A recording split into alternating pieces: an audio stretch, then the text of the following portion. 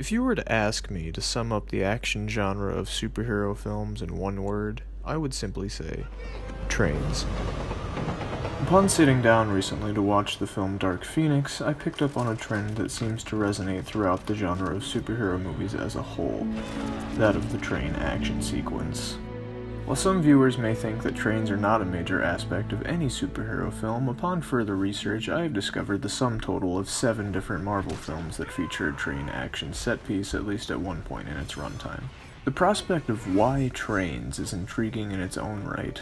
Ever since the inception of the vehicle's design, humans have been fascinated by their nature, as according to writings from Wolfgang Schimmelbusch's book, The Railway Journey, 19th century travelers who were still accustomed to pre-industrial travel were often not able to develop modes of perception appropriate to the new form of transportation.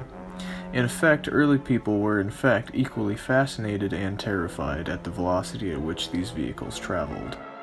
Some aspects of that first instinctual reaction still remain to this day, and thus when directors decide to put a train action set piece into their narrative, it thus enforces some subconscious element of danger in the viewer's mind, accenting the sense of thrill an audience-goer might have during the film.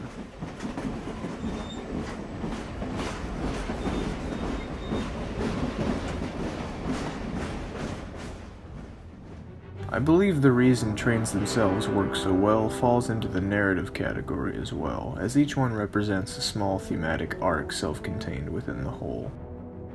According to Freytag's pyramid, every plot contains a rising action climax and a resolution. Every climax in a train sequence is contained in and of itself and expressive of the superhero narrative as a whole, each one in itself creating a small bottled structure in which to demonstrate the heroic struggle. After analyzing each of these 7 sequences individually, I have found that nearly all of these train sequences follow a similar formula not unlike the larger narrative structures as a whole. There's the introduction of the antagonist for the scene, usually resulting in the inciting incident which spurs forth the conflict to come. You only want the girl. There's the initial battle, in which the two wills of the protagonist and the villain for this small sequence are clashed together. Then comes the low point, or narrative break, in which the protagonist slips up in some way, allowing the antagonist or environment to momentarily gain the upper hand.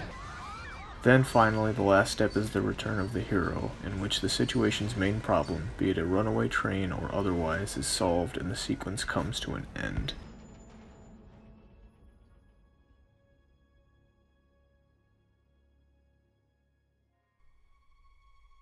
The train sequence represents a chance for the narrative to encapsulate in a miniature fashion the poetic struggle of the protagonist, while also amplifying both the danger and threat level due to the subconscious fascination of the sheer speed in which these vehicles travel. As Schimmelbusch says once again, the train was experienced as a projectile, and traveling on it was as though being shot through the landscape, thus losing control of one's senses. Marvel seems to have found a way to formalize this element of trains and incorporate it into the vast majority of their films. The train also appears in a countless number of superhero movies outside of the Marvel universe as well, however yet many of them seem to go unnoticed.